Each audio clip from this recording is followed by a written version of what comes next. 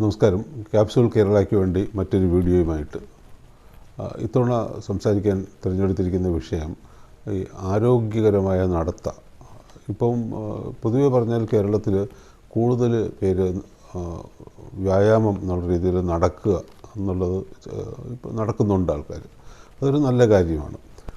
ലോകാരോഗ്യ സംഘടന പറഞ്ഞിരിക്കുന്നത് ഒരു ദിവസം മിനിമം 30 മിനിറ്റെങ്കിലും നടക്കണം എന്നാണ്. അത് എയറോബിക്കായിട്ടുള്ള നടത്തം മതി. സാധാരണ പോലെ നടന്നാൽ അത് തീർച്ചയായിട്ടും നല്ലതാണ്. പല രീതിയിലും നല്ലതാണ്. പൊതുവെ നമ്മുടെ മാംസപേശികളുടെയും അസ്ഥികളുടെയും ആരോഗ്യം നിലനിർത്താൻ പറ്റും. ഹൃദയത്തിൻ്റെ കാർഡിയാക് കണ്ടീഷനിങ് നടക്കും. അങ്ങനെ ധാരാളം ഗുണങ്ങൾ ഉണ്ട്. 30 മിനിറ്റ് മുതൽ 1 മണിക്കൂർ വരെ നടക്കുന്നത് എന്തുകൊണ്ടും നല്ലതാണ്.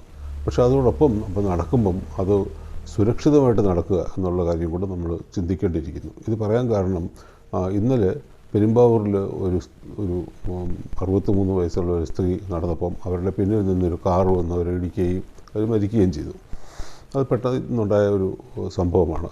ക്യാപ്സ്യൂൾ കേരള കഴിഞ്ഞ സെപ്റ്റംബറിൽ, 2024 സെപ്റ്റംബറിൽ ഇങ്ങനെ ഈ അപകടങ്ങൾ, റോഡിൽ നടക്കാനുമൊക്കെ പോകുന്ന ആൾക്കാർക്കുണ്ടാകുന്ന അപകടങ്ങളെക്കുറിച്ച് ഒരു കണക്ക് എടുക്കുകയുണ്ട്. അത് പത്രത്തിൽ വന്ന റിപ്പോർട്ടുകൾ മാത്രമാണ് ക്യാപ്സ്യൂൾ കേരള നോക്കിയത്. അത് നോക്കിയപ്പോൾ തന്നെ അതിൻ്റെ അകത്ത് റോഡ് ക്രോസ് ചെയ്ത് 5 പേര് മരിച്ചു. കഴിഞ്ഞ സെപ്റ്റംബർ 2024 സെപ്റ്റംബറിലെ കണക്കാണ്. റോഡ് ക്രോസ് ചെയ്ത് 5 പേര് മരിച്ചു. റോഡിൽ കൂടി നടന്നു പോകുന്ന 13 പേര് മരിക്കുകയുണ്ടായി. ഒരാൾ ബസ് കാത്തു നിന്നപ്പോൾ മരിച്ചു. അപ്പോൾ ഇതിൻ്റെ അർത്ഥം 19 പേര് ഇങ്ങനെ റോഡിൽ വെച്ച് മരിച്ചുപോയി എന്നുള്ളതാണ്. അതിൽ 18 പേര് നടത്തയുമായിട്ട് ബന്ധപ്പെട്ട മരണങ്ങളാണ്. ഇതൊരു വലിയൊരു നമ്പറാണ് ശരിക്കും. അതുകൊണ്ട് തന്നെ ഇതിനകത്തൊരു പ്രത്യേക ശ്രദ്ധ നമ്മൾ തീർച്ചയായിട്ടും കൊടുക്കേണ്ടതായിട്ടുണ്ട്. നടന്ന് റോഡിൽ വെച്ച് മരിച്ച ഈ 18 പേരുടെയും ശരാശരി പ്രായം 55 വയസ്സാണ്. അതിൻ്റെ അർത്ഥം അവരൊക്കെ തന്നെ ആരോഗ്യം എന്നുള്ള ഒരു മനസ്സിൽ ആരോഗ്യത്തിനെ മുന്നിൽ വെച്ചുകൊണ്ട് ആയിരിക്കണം ഈ നടന്നു പോയതെല്ലാം. അതൊരു ശ്രദ്ധേയമായിട്ടുള്ള കാര്യമാണ്. അപ്പോൾ അങ്ങനെ നോക്കുമ്പം എന്താണ് സുരക്ഷിതമായിട്ടുള്ള നടത്ത എന്നുള്ളതിനെക്കുറിച്ച് നമ്മൾ പൊതുവെ മനസ്സിൽ ചിന്തിക്കേണ്ടിയിരിക്കുന്നു. അപ്പോൾ കഴിഞ്ഞ ദിവസം തിരുവനന്തപുരത്ത് പേപ്പട്ടി കഴിച്ച് 5 പേര് രാവിലെ കടിക്കുകയുണ്ടായി. ഈ 5 പേരും നടക്കാൻ വന്നവരാണ്. മ്യൂസിയത്തിൻ്റെ അകത്ത് നടന്നു പോയ ആൾക്കാരാണ്.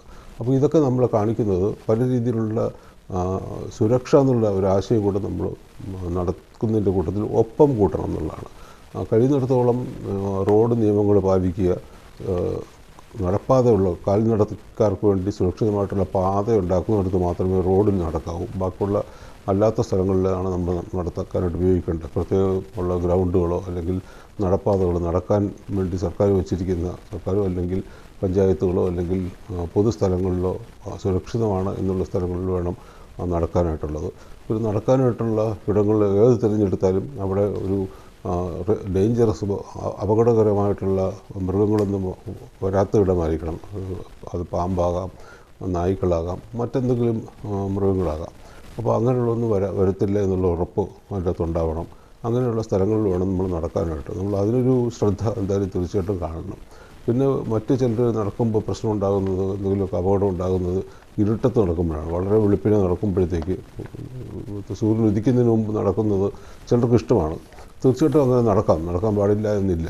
പക്ഷെ അങ്ങനെ നടക്കുമ്പോൾ ഒറ്റയ്ക്ക് നടക്കാതിരിക്കുക, ഒന്നിൽ കൂടുതൽ പേര് നടക്കുക, ലൈറ്റ് കയ്യിൽ ഉണ്ടാക്കുക, ഒരു ഞെക്കുവിളക്ക് കയ്യിൽ ചെയ്യുക, എന്നിട്ട് വേണ്ടത്ര വെളിച്ചം കരുതിയിരിക്കുക എന്നുള്ളതാണ്. ഇമാതിരിയുള്ള ചില സുരക്ഷാ മാർഗങ്ങൾ നോക്കണം. കാര്യം വെറുതെ റോഡിൽ കൂടെ നടക്കുന്നത് അത്ര സുരക്ഷിതമാണ് എന്നുള്ള ധാരണ പാടില്ല. അതാണ് കണക്കുകൾ കാണിക്കുന്നത്. തീർച്ചയായിട്ടും അക്കാര്യം കൂടെ നമ്മൾ ഓർത്തിരിക്കുക എന്നാണ് നല്ലത്. തീർച്ചയായിട്ടും നടക്കണം. അത് 30 മിനിറ്റ് മുതൽ 60 മിനിറ്റ് വരെയുള്ള സമയത്ത് നമുക്ക് ക്ഷീണിക്കാത്ത രീതിയിൽ തീർച്ചയായിട്ടും നടക്കുക വളരെ ആസ്വദിക്കാൻ പറ്റുന്ന ഒരു വ്യായാമം കൂടിയാണ്. നമുക്ക് ഓരോ ദിവസവും വ്യത്യസ്തമായ സ്ഥലങ്ങളിൽ നടക്കുകയാണെങ്കിൽ അതിൻ്റെ വ്യത്യസ്തമായിട്ടുള്ള അനുഭവങ്ങൾ നമുക്ക് കിട്ടും. ആ രീതിയിലും വളരെ നല്ല മാർഗമാണ്. പക്ഷേ അതിൻ്റെ അകത്ത് സുരക്ഷിതത്വം നമ്മൾ ഉറപ്പാക്കുക.